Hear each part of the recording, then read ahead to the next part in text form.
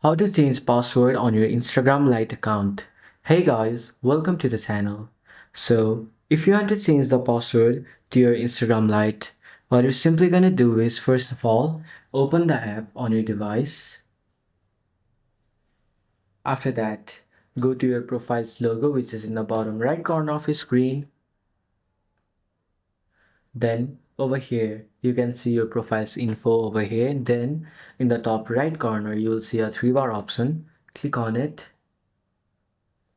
Then go to settings.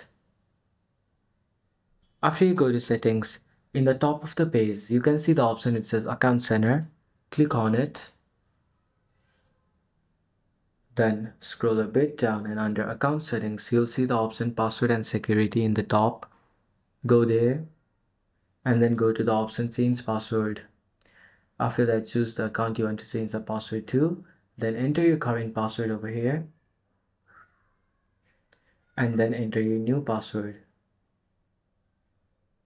Then retype your new password.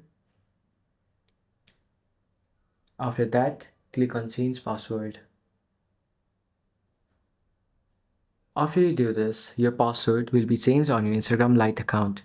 So thanks for watching till the end of the video. Hope you liked it and see you in the new one.